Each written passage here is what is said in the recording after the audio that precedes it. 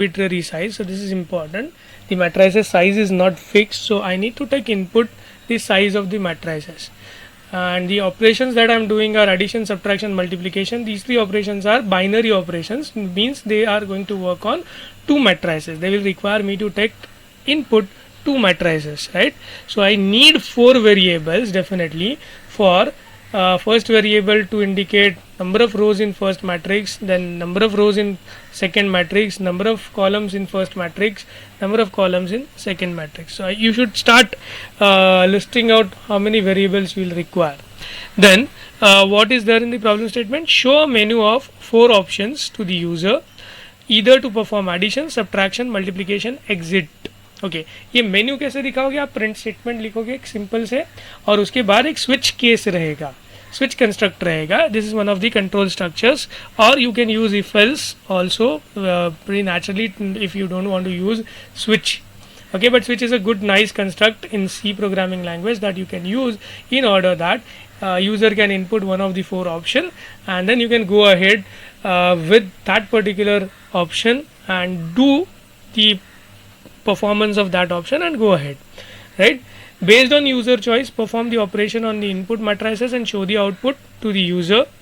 Being an interactive program, ये menu driven program है, interactive program है, user should be able to perform any of the three operation. तीन में से कोई भी operation user को करने आना चाहिए, and it should be like your calculator. जैसे आप फिर से repetitively operations करते हो वैसे वो होना चाहिए. This is what is been additionally given. So I should have some sort of an outer loop that checks if user has not given input 4, that is exit, and you should continue doing the operation again and again until the user is satisfied with your program.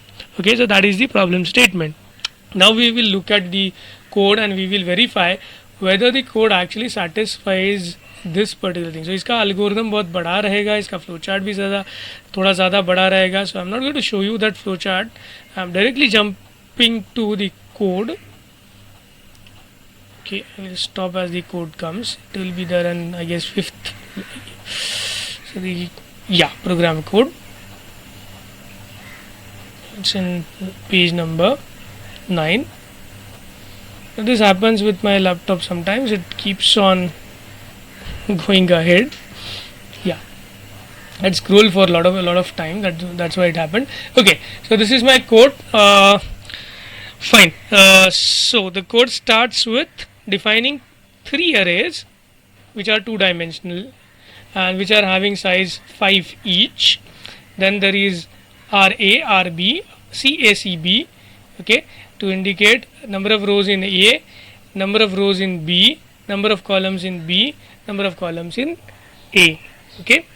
Then I have CH variable to store the user's choice, and there are three loop variables that I am defining, I, J and K, because I know addition I will require two variables to run through the rows and columns. Subtraction I require two variables, but in multiplication I will require an additional variable. Why? We will look at the code of multiplication and we will understand that, but I require three looping variables in case of multiplication, because the multiplication goes like this: one row is multiplied by one column, and for doing that I need to do first multiply individually related elements of those rows. So if the rows has three values and the column has three values, first value gets multiplied by first value in the column, second value in the row gets multiplied by second value in the column, third value gets multiplied with third value in the column.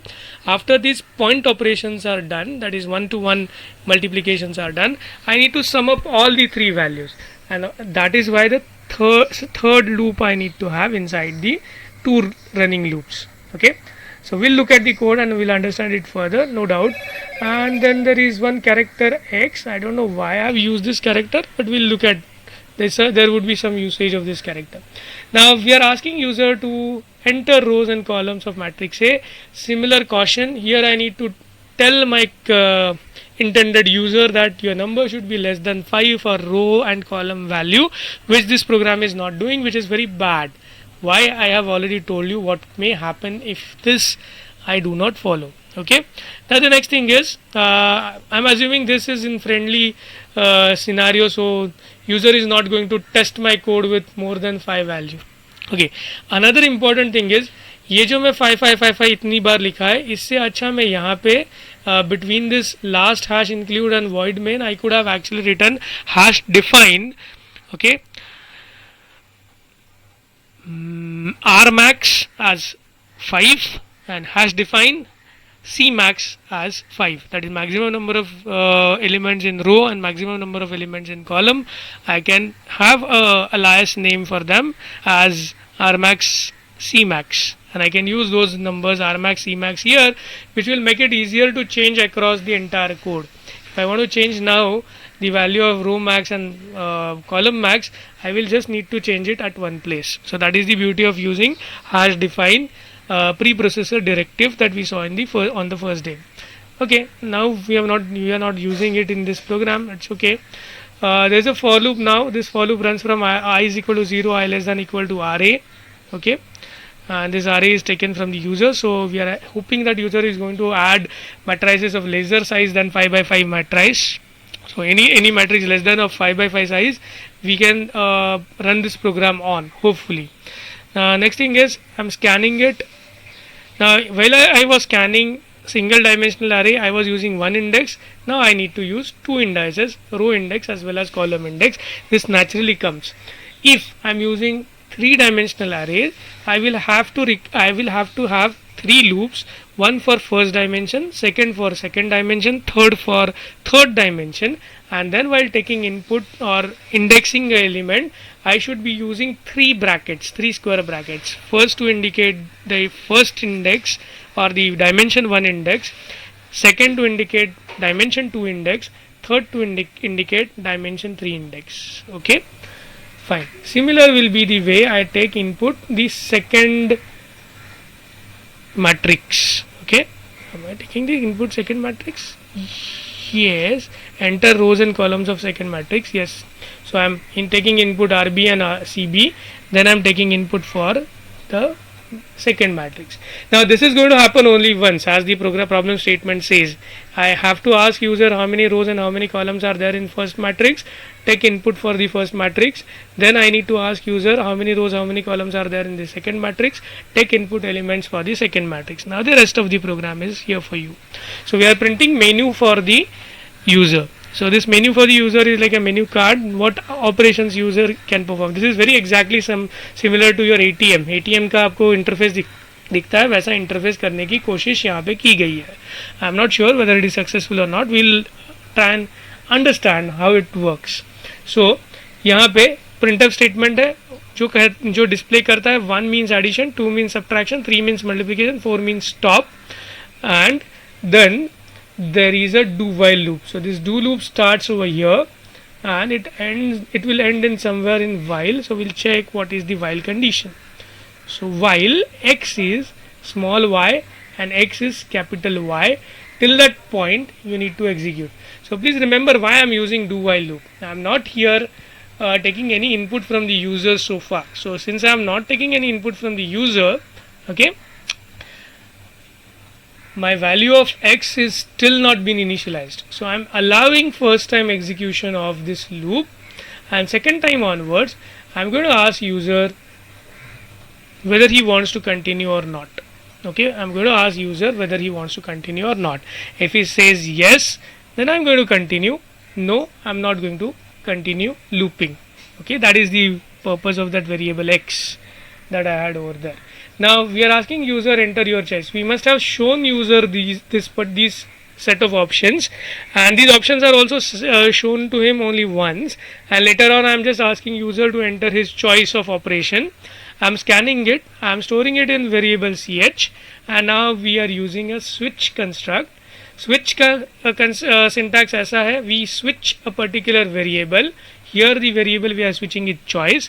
If the variable is having value 1, we will go to the case indicated by that value.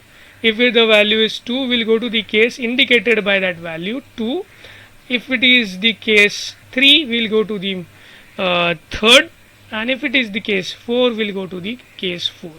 We will also have in switch construct a default value. If some user input some wrong operation to be performed, like 5, 6, 7, 8, then this particular message will be printed, which will tell user has inputted invalid choice and he has to re-enter the input. Now this is another function that we have used, which is called as exit function, and we are exiting with 0 as its seed value. It indicates that we are properly exiting the program. Using this exit function, execution of the program will be stopped. Okay, so exit is something like control C that we did. We wanted to stop execution of the program. So if you reach this particular line of code, then your program is going to halt executing. This is what this exit 0 does.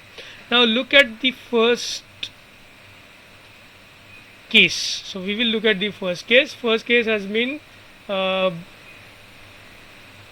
written over here. I'll resize the thing so that it is visible. The case entirely is the visible.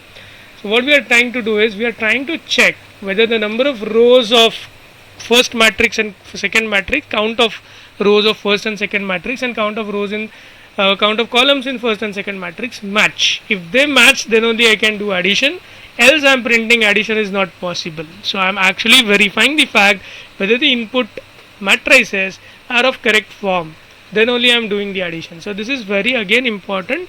Before committing your computational resources for doing the computation, you should always verify whether your inputs are in the proper range which required for the computation to perform. Okay, now the next thing we are doing is we are adding the matrices. Again, two for loops, row wise, column wise. This for loop will scan the entire two-dimensional grid. It will get one cell at a time from both the arrays. So I am accessing ijth element from array A and ijth element from array B. We are adding those elements and we are storing the results in the C array. Okay, so my array C is also of the same order